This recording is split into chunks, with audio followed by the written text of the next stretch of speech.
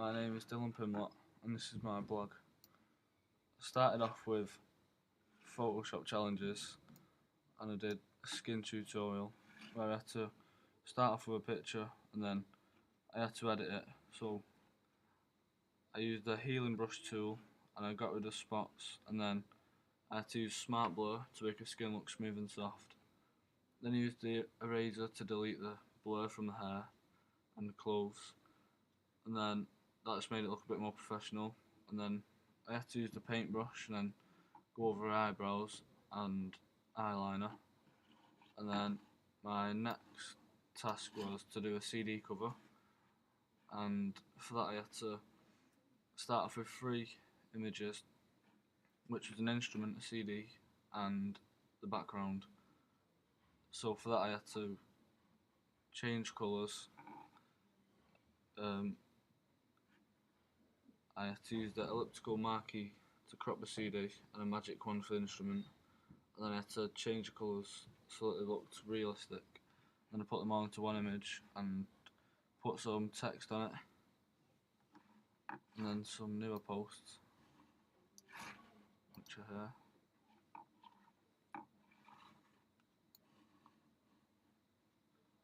After this I went on to my first InDesign, which was I had to start off a new document and I put on 3 columns, and then I chose the image that I liked. I wrote a bit of font about myself, and then chose font for the title, which I thought was appropriate.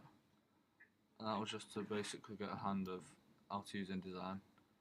And then looked into other magazines and started to analyse them and give a brief description of how I got connotations from it and denotations. For example, the masthead is red to attract like other readers, and the yellow for the beach body, because that's like connotates beaches and summer.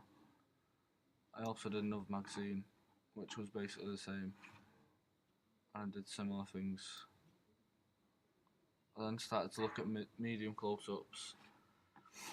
I chose these 2 images because that's the sort of distance I wanted my image to be taken from for my actual magazine, and I thought these were quite good images.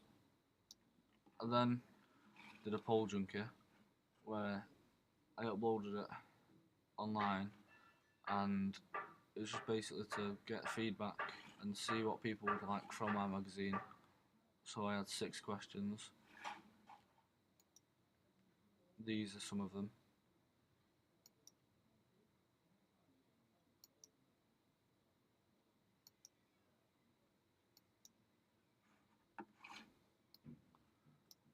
My next task was to actually write them out and just show evidence on my blog. Now I'll show some more updates.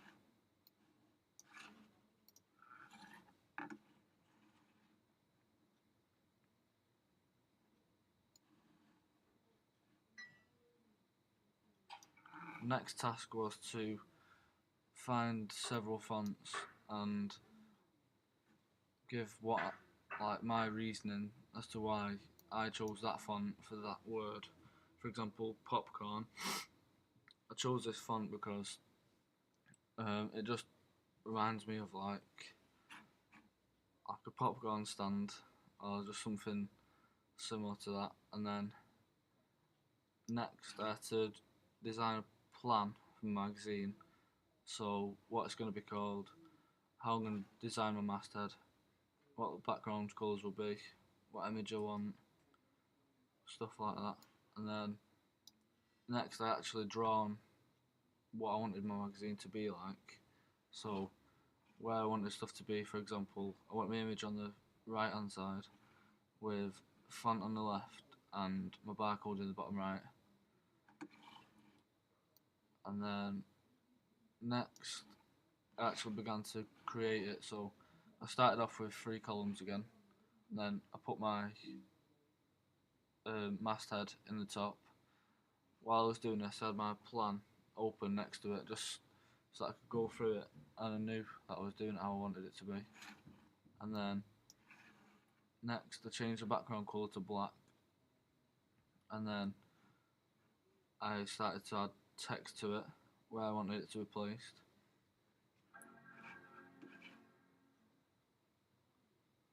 Then after this I